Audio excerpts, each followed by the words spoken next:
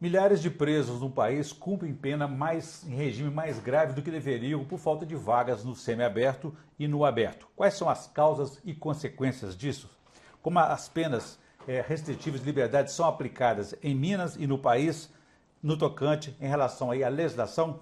Esses são os principais temas de hoje do Conexão AM-MP, um programa da Associação Mineira do Ministério Público destinado a divulgar as ideias, o pensamento e as realizações de seus associados. O nosso entrevistado de hoje é o promotor de justiça Lucas Francisco Romão e Silva, que atua na comarca de Boa Esperança, no sul de Minas. Ele atua nas áreas criminal, patrimônio público e execução penal. Ele é autor do livro Prisões Mineiras, a execução da pena privativa de liberdade em Minas Gerais, lançado em julho deste ano. Doutor Lucas, obrigado por aceitar o nosso convite. É um prazer recebê-lo aqui. Eu que agradeço, Oriol, a oportunidade de conversar aí sobre esse tema que para mim é tão importante. É um prazer para nós também. E a você que nos acompanha, por favor, inscrever-se no canal da AMMP no YouTube e enviar suas sugestões e comentários que serão muito bem-vindos. Nós estamos aqui falando do estúdio, gravando aqui no estúdio da Fundação Escola Superior do Ministério Público de Minas Gerais, nossa parceira nesse projeto. Doutor Lucas, o livro do senhor faz várias descobertas interessantes sobre a realidade prisional no país, muito além daquilo que já é sabido, conhecido, especialmente no tocante à legislação. Quais são as principais descobertas que o senhor fez? Bom, Oriol, quando eu resolvi estudar sobre o sistema prisional, a gente tinha como referência alguns autores e a gente sempre via que a questão prisional era vinculada a uma certa viés ideológico. Então, havia de um lado aqueles que falavam que no Brasil prendia-se muito e de outro lado aqueles que falavam que no Brasil prendia pouco, ninguém ficava preso. E para a gente estudar e chegar a uma conclusão, a gente tinha que focar especificamente nos números, né? Porque números não têm ideologia, não têm posição política, são simplesmente os números. E eu trabalhando em várias comarcas no interior de Minas Gerais durante a minha carreira como substituto, depois como titular, eu comecei a perceber que a pena de prisão ela era cumprida de acordo com a realidade daquela comarca. Então, em alguns lugares, o preso que estava no semiaberto deveria estar recolhido e estava solto. Em outras, o preso que deveria estar no semiaberto estava recolhido numa penitenciária do regime fechado. Isso me fez estudar, me debruçar sobre esse tema durante o mestrado. E havia muitos bancos de dados sobre o sistema prisional, públicos, mas nenhum especificava a realidade, porque esses bancos de dados, eles revelam as pessoas que estão presas ou cumprindo pena privativa de liberdade, só que não mencionam aquelas que estão soltas cumprindo a pena privativa de liberdade. Para isso, eu recorri ao CEU, que é o Sistema Eletrônico de Execução Unificada. E com ele eu consegui ter números reais. E só para você ter uma ideia, Orion, aqui em Minas Gerais, há mais pessoas cumprindo pena privativa de liberdade em casas soltas do que pessoas cumprindo pena privativa de liberdade em estabelecimentos prisionais. Isso foi apenas uma das primeiras conclusões que nós chegamos com os dados durante a realização desse trabalho. Isso tem alguma relação, então, com a estrutura, a falta de investimento? Porque parece que o Executivo, por exemplo, só faz presídio para regime fechado. Exatamente, Orion. Há uma prioridade, a primazia de investimento de recursos públicos são para as penitenciárias, que são para aqueles presos em regime fechado. Os demais estabelecimentos, tanto o semiaberto, que seria a colônia penal, e o regime aberto, que seria a casa de albergado, foram praticamente abandonados. Para você ter uma ideia, aqui em Minas Gerais, nós temos hoje de presídios, de indivíduos, 228 estabelecimentos prisionais em Minas Gerais. Apenas 2 casas de albergado. Temos uma em Juiz de Fora e uma em Belo Horizonte. Colônia penal, nós temos uma em Ribeirão das Neves. Os demais estabelecimentos são presídios destinados a presos provisórios ou penitenciários, ou ainda o que eles falam, o centro de detenção provisória, que aqui em Minas Gerais são CERESPs. Então, há uma primazia sempre para o preso do regime fechado e descarta o semiaberto e o do regime aberto. Sendo que a nossa legislação, os crimes que geram mais prisão hoje em dia, que são o tráfico de drogas e o roubo, geralmente o indivíduo vai cumprir a pena no semiaberto. Ele inicia no semiaberto, que são aquelas condenações até 8 anos. Então, essa falta de investimentos fez com que o regime fechado tivesse essa primazia de estabelecimentos prisionais, mas nem por isso evitou-se a superlotação, ainda há uma superlotação de presos também do regime fechado, e abandonou-se esses estabelecimentos de outra natureza, do semiaberto e do regime até porque, aberto. doutor Lucas, esses centros provisórios também tornaram-se presídios, né? Ao mesmo tempo estão recebendo aqueles que já foram até condenados. Isso, esse centro de detenção provisória aí, o indivíduo acaba preso provisoriamente, sai a condenação, ele acaba cumprindo a pena naquele estabelecimento que seria destinado para preso provisório.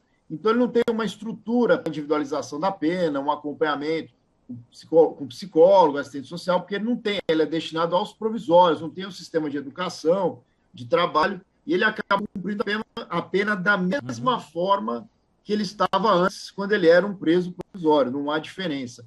Então, há essa peculiaridade também diante da falta de estabelecimentos prisionais. O senhor falou das causas aí, da questão do albergado, da cumprimento de penas privativas da liberdade num regime, digamos, domiciliar, mas existe algum tipo de monitoramento, fiscalização, tornozeleira, enfim, como é que você acompanha, quem regula o horário de voltar para casa, enfim, como é que é feito esse controle dessa pena, né?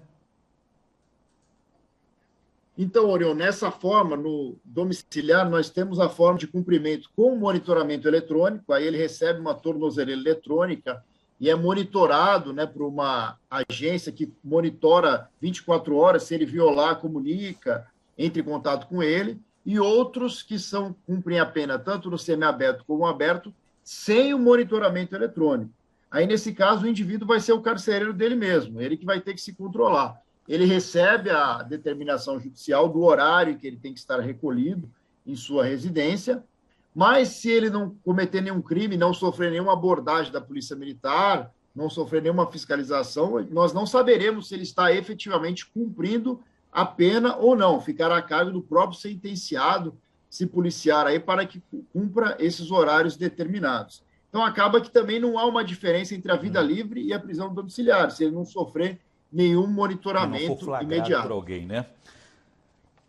Exatamente. Se ele não for flagrado, nós não saberemos que ele descumpriu aquele monitoramento, se ele não estiver, evidentemente, Agora, com a doutor Lucas, tornozeleira. quais são, o senhor falou das causas até agora aqui, as consequências desse descompasso aí entre o cumprimento de uma pena, que deveria estar num tipo de regime, e não existe estrutura para isso. Quais são as consequências para a reinserção social desse condenado?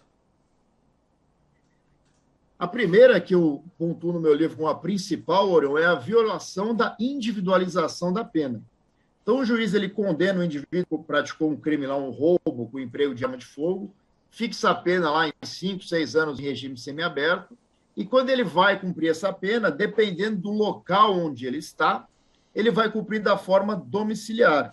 Então, o juiz fixou pensando que ele cumpriria num estabelecimento prisional, mas ele vai acabar cumprindo de uma forma domiciliar.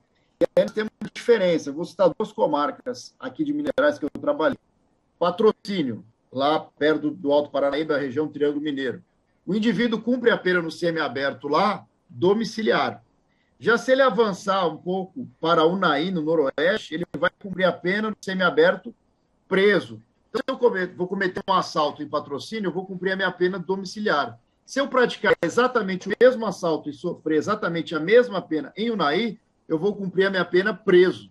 Então, a gente tem essa diferença de acordo com o local em que o indivíduo está cumprindo a pena. Então, o efeito prático é, o indivíduo está cumprindo a pena lá, em Unai, por exemplo, ou aqui, no sul de Minas, aqui em Varginha, por exemplo, Três Corações, que o semiaberto, ele é preso. Ele resolve falar assim, não, olha, eu tenho familiares em Varginha, onde o semiaberto é solto, domiciliar. Eu gostaria de mudar a execução da minha pena para Varginha. Então, se ele está cumprido preso em Três Corações, ele pede uma transferência para Varginha. Quando ele chega lá, ele vai ser solto para domiciliar. Então, nós temos essa manipulação, às vezes, na execução, em que os próprios sentenciados fazem esse mapeamento em qual local para ele seria mais benéfico cumprir a pena. Então, essa finalidade pedagógica acaba sendo abandonada, né? A neutralização, o efeito da pena acaba sendo abandonado nessa forma de cumprimento da pena domiciliar. Existe aquele conflito, né, do direito do indivíduo, da sua própria ressocialização, como também o direito da sociedade, o direito coletivo. Há esse conflito? Exatamente, Orion. Eu costumo falar muito que a ressocialização ela depende única e exclusivamente do próprio indivíduo. Nós não temos o poder de adentrar a mente dele e falar, olha, indivíduo, você vai se ressocializar. É uma decisão individual. Da mesma forma, quando ele resolve cometer o crime, também é uma decisão do livre-arbítrio dele, colocando prós e contras e realizando a atividade criminal. Quando ele vai decidir abandonar a vida do crime, ou seja, se ressocializar, ele que vai calcular se isso para ele vai ser benéfico ou não. É uma decisão individual. Só que se ele cometeu o crime e não sofreu nenhuma sanção na restrição da sua liberdade, ou seja, ele praticou o delito e vai cumprir a pena na casa dele, podendo sair o horário que ele quiser, convivendo com os familiares, não vai ter nenhum incentivo para que ele abandone a vida do crime. Porque se ele cometeu o crime e não foi sancionado, ele sabe que se ele vier a delinquir novamente, a expectativa dele é não sofrer sanção. Então, essa forma aí de abrandamento da pena acaba tornando um incentivo ao indivíduo. Da mesma forma que o STF, lá em 2006, proibiu a pena integralmente em regime fechado, hoje nós vemos que essa pena está sendo cumprida integralmente em regime domiciliar. Agora, o senhor chegou a fazer essa pesquisa, também avaliou esse modelo alternativo prisional das APACs, aquelas associações de proteção e assistência aos condenados, ali é diferente? Sim, eu fiz até uma avaliação, no regime fechado, né, que nós temos uma parcela dos nossos detentos em regime fechado que estão nas APACs. É evidente que o índice de reincidência das APACs ele é muito melhor, ele é muito menor do que o do presídio comum, das penitenciárias comuns. Porque para você ingressar na APAC, há uma seletividade do juiz da execução penal, normatizado até pelo Tribunal de Justiça. Então, o juiz vai selecionar quem que ele quer que vá cumprir a pena na APAC. Então, é evidente que ele não vai colocar ninguém vinculado a crime organizado, ninguém com penas elevadas, que tenha risco de fuga. Então, há uma seleção em que o indivíduo vai para a APAC. Evidentemente, o método tem resultados positivos porque está trazendo o índice de reincidência menor. É um caminho, mas ele não pode ser nunca dissociado do estabelecimento comum. Eles devem coexistir, tanto o estabelecimento comum quanto a APAC, porque é necessária essa seletividade e se o indivíduo vier a violar as regras da APAC, ele tem que saber que ele pode retornar ao estabelecimento comum. Então, não pode haver essa primazia única e exclusiva da APAC sem o estabelecimento comum. Eles devem coexistir e conviver. Esse método, esse critério de seleção, o senhor acha que ele é justificável ou ele precisa ser aperfeiçoado? Ele tem um critério geral, que é uma normativa do Tribunal de Justiça, e é uma liberdade para que cada juiz da comarca coloque regras específicas, né, condições daquela comarca. Muitos colocam a existência de vínculos do indivíduo com aquela comarca específica. Ele tem que ter familiares ali e tudo. Então, há uma normatização geral e há uma normatização específica em cada comarca. A normatização geral, ela é positiva, ela coloca que o indivíduo não pode ter vínculo à ação criminosa, não pode ter praticado falta grave no último ano, ela é positiva. Agora, essas locais, aí demandam um estudo pormenorizado de cada uma, para a gente saber se umas têm alguns requisitos que são prejudiciais, outros mais benéficos, mas a geral, ela é boa, ela é positiva, essa seletividade, para que o indivíduo possa ingressar na APAC, para haver essa liberdade do juiz escolher ou não quem que pode se adequar melhor ao método de cumprimento da pena. Doutor Lucas, o senhor fez várias observações aqui, achei interessante e curioso, porque não tinha conhecimento dessa dimensão, até me parece grave, nesse cumprimento, na execução penal em Minas e também aí, provavelmente, no país, que é essa questão que o senhor se referiu à autorregulação penitenciária. Existe uma legislação, existem decisões judiciais, existem influências regionais e até mesmo o próprio preso, conhecendo essas realidades, ele pode manobrar, como o senhor disse aí, como será o cumprimento da pena dele. Como é que essa autorregulação cria-se uma certa confusão no sistema? É isso que eu nominei no meu livro, de autorregulação, que gera a terceira via da execução da pena. Que nós temos a nossa lei de execução penal, lá de 1984, que ela regula, ou pelo menos deveria regular, toda a forma de cumprimento da pena, nos regimes fechados, semiaberto e aberto. Só que aí, mais de 38 anos de vigência dessa lei, a infraestrutura adequada nunca foi implementada, né? Criaram-se até o Fundo Penitenciário Nacional, depois nós temos o Fundo Penitenciário Estadual aqui de Minas Gerais, O STF, numa ADPF 347, obrigou a liberar os recursos desse fundo, a investir, né, partindo do raciocínio linear que, se você investir recursos, automaticamente você vai melhorar a situação da execução penal, o que se mostrou no decorrer do tempo que não foi o que aconteceu, né? Então, o próprio Supremo Tribunal Federal, ao ver que a legislação não estava sendo cumprida adequadamente, ele, em litígios estruturais, fez uma nova forma de cumprimento da pena. Então, se antes na lei falava que na penitenciária só podia ter regime fechado, o STF foi lá, no recurso extraordinário, no 641.320, falou, não, na penitenciária pode cumprir o semiaberto também, desde que o juiz vá lá e fale que lá tem condições, que pode ser no local separado. Tal. Então, o STF elaborou uma nova normativa sobre o cumprimento da pena diante do abandono da lei, né? E a nossa realidade prática aqui em Minas Gerais, nós vimos que é uma terceira via, porque nem a lei, nem os litígios estruturais do STF são obedecidos. Cria-se uma terceira via, ou seja, é a realidade regional, aquela infraestrutura que o juiz tem ali na comarca dele, que ele vai regular ali como é que a pena vai ser cumprida de acordo com a realidade dele. Então, o semiaberto, por exemplo, que eu falei, em Três Corações, no Unai, ele é fechado na penitenciária, que seria para o regime fechado, o semiaberto também é cumprido lá. Em Patrocínio, né, ou Varginha, que são estabelecimentos também destinados a presos fechados ou provisórios, o preso do semiaberto, ele cumpre a pena solto, às vezes sem monitoramento eletrônico. Em outras comarcas, cito lá o exemplo de São Gotardo, o semiaberto ele é solto, mas obrigatoriamente com monitoramento eletrônico.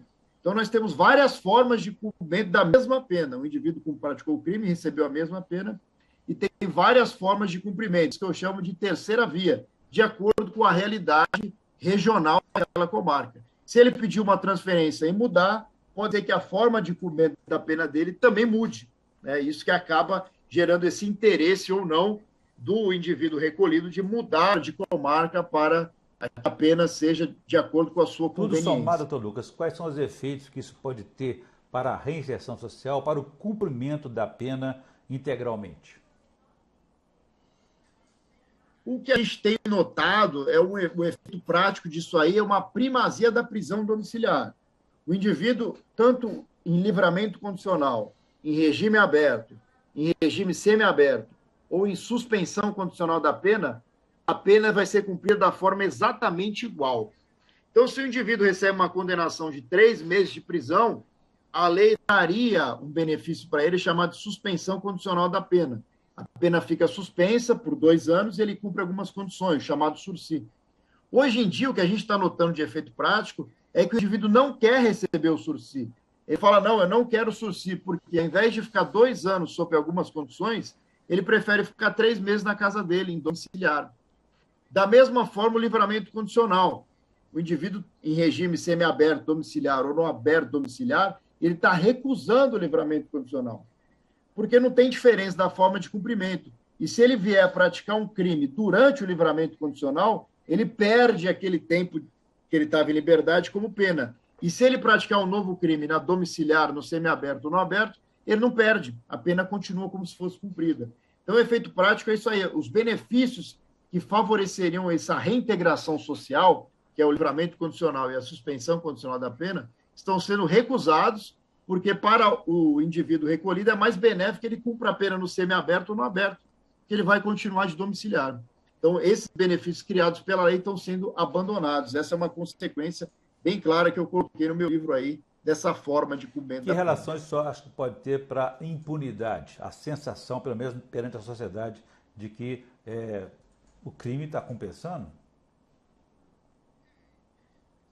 Nós percebemos que, especialmente em alguns casos em que a vítima encontra com o autor pouco tempo depois, na rua, e fala, pô, mas ele acabou de ser preso, já está solto, acha que ele foi solto, né? Então, há uma sensação de impunidade, quando, na realidade, o indivíduo não foi solto, ele está cumprindo a pena dele, só que de uma forma domiciliar. Então, para aquele indivíduo leigo, que não tem conhecimento sobre o nosso atual sistema de cumprimento da pena, para ele aquilo é impunidade. Ele vê o indivíduo que praticou o crime solto, mas para nós ele não foi solto, ele está preso, cumprindo a pena privativa de liberdade. Porém, de uma forma domiciliar. Então, há essa sensação de impunidade, pois o indivíduo não está recolhido, ele está Na solto. experiência do senhor, por onde passa a reinserção social? O que deveria mudar no sistema? A reinserção social era uma questão complicada porque não há um estudo específico, né? Muitos falam, olha, o índice de reincidência, aplicar essa forma de execução de pena ou não, o que é sempre, que eu sempre ressalto como imperioso, que o indivíduo, quando ele cometer algum delito, ele sofra a sanção justa, com todos os seus direitos respeitados, evidentemente, mas com a privação da sua liberdade de acordo com o que a lei estabelece. Para que, quando ele novamente se deparar com aquela situação de frustração em que ele pense em adotar o comportamento criminoso, ele saiba que ele vai ter a consequência criminal pelo seu comportamento, que é a restrição da sua liberdade. Tá? Eu sempre falo, eu não sou favorável a penas altíssimas, prisão que nós temos em outros estados, eu digo outros países, né, nações, prisão perpétua nos Estados Unidos, que nós temos, pena de morte também. Eu sou absolutamente contrário. Eu acho que o indivíduo ele deve receber a sanção pelo seu comportamento, com a possibilidade dele, após cumprir, abandonar aquela vida do crime. Né? Ter a possibilidade de ter uma chance de ele mudar. Só que o que acontece hoje em dia é que nem a sanção que nós temos aqui no Brasil, que às vezes para alguns é até diminuta, nem essa sanção menor está sendo cumprida. Né? O indivíduo recebe aí a sanção pelo seu comportamento, nós vemos uma pena elevada. Eu cito, por exemplo, o caso da Suzane von Richthofen, que eles receberam 38 anos de prisão, saíram após cumprir 16. Né? E até um exemplo prático dessa reinserção social, Orion, porque foram dois irmãos, o Christian e o Daniel, cometeram os crimes, receberam a mesma pena, cumpriram praticamente a mesma quantidade no mesmo estabelecimento prisional. Saíram, um voltou para o crime e outro nunca mais se envolveu em atividade criminal. Então, a reinserção social ela é individual. O indivíduo vai decidir se ele vai ou não. Né? Claro que nós temos que fazer com que ele cumpra a pena em condições dignas, respeitando os seus direitos que não estão cerceados. Né?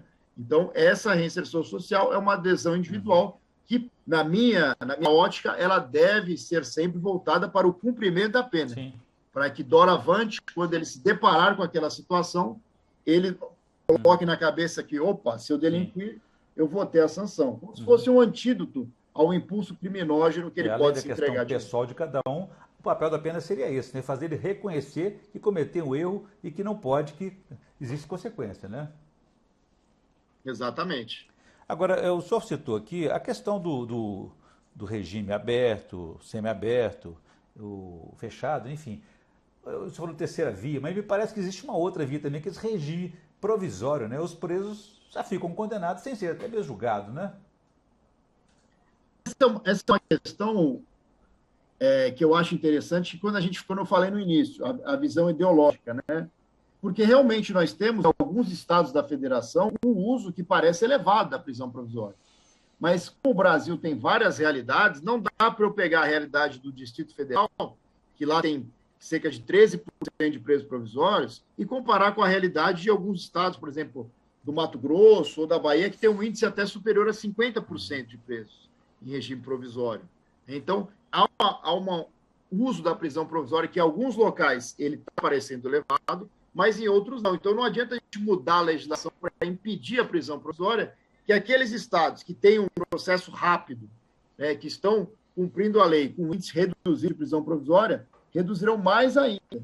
Então, para a gente mudar essa questão provisória, do preso provisório, é uma questão de fluxo prisional. Avançar no processo para que esse indivíduo torne-se ou um preso definitivo ou seja solto, no caso de sua absolvição. Isso envolve um processo rápido, um julgamento rápido, e isso nós temos dificultado por causa da nossa possibilidade de recursos no processo penal. Se você perguntar para mim, olha, quantos recursos nós temos no processo penal brasileiro, eu não sei te falar. Eu desconheço alguém que saiba a possibilidade de recursar o que nós temos. Então, com essa mudança e fazer que o processo penal corra mais rápido, né, torne-se mais rápido, evidentemente nós teremos uma redução desses presos provisórios. Foi o que aconteceu naqueles curto período de espaço de tempo em que o Supremo Tribunal Federal admitiu a execução da pena após condenação em segunda instância. Então, nós tivemos uma redução dos presos provisórios, porque o indivíduo via que após ele começar a cumprir a pena, por que ele ia ficar recorrendo ou não? Já ia cumprir a pena. Então, naquela época, reduziu os presos provisórios. Agora voltou com essa situação em que o processo penal não chega, de fato, ao seu final. Perfeito. Doutor Lucas, nós estamos na reta final da nossa entrevista. Eu gostaria de saber se o senhor tem uma indicação de leitura para a nossa audiência aí, seja referente aí, ó, à questão penal, seja outro tema que o senhor queira sugerir. Fique à vontade, por favor. Eu gosto muito de um livro que foi do meu orientador do mestrado, o professor Antônio Suxberg, que se chama Legitimidade da Intervenção Penal. Esse livro, para mim, é interessantíssimo, ele mostra, desde a origem histórica e tal, da necessidade do direito penal e o que o legitima a agir. Então, eu gosto muito desse livro do professor Suxberger. Eu utilizei ele para elaborar minha dissertação, muitas vezes foi um livro de consulta, e eu acho esse livro interessantíssimo.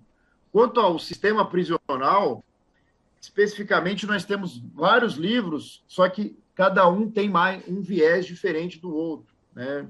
Um volta mais para o superencarceramento, outros falam que o Brasil prende pouco, e eu não gosto desses livros com viés ideológico, partindo do pressuposto que ou se prende muito ou se prende pouco, sendo que a nossa realidade é muito mais complexa do que isso. Para a questão do direito penal, eu gosto sempre desse livro da Legitimidade da Intervenção, do professor Suxberger. Boas indicações, com certeza. Eu conversei aqui com o promotor de justiça Lucas Francisco Romão e Silva, que é promotor de justiça na comarca de Boa Esperança, atua na área criminal, patrimônio público e também de execução penal. E falamos aí sobre as realidades, as diversas realidades descobertas também aí, a partir da sua pesquisa, que gerou o livro Prisões Mineiras, a execução de pena privativa de liberdade em Minas Gerais. Doutor Lucas, muito obrigado pela entrevista. Foi um prazer falar com o senhor aqui no Conexão AMMP.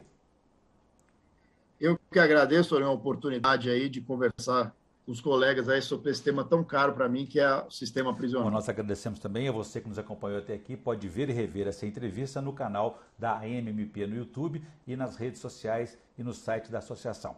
Obrigado e até a próxima.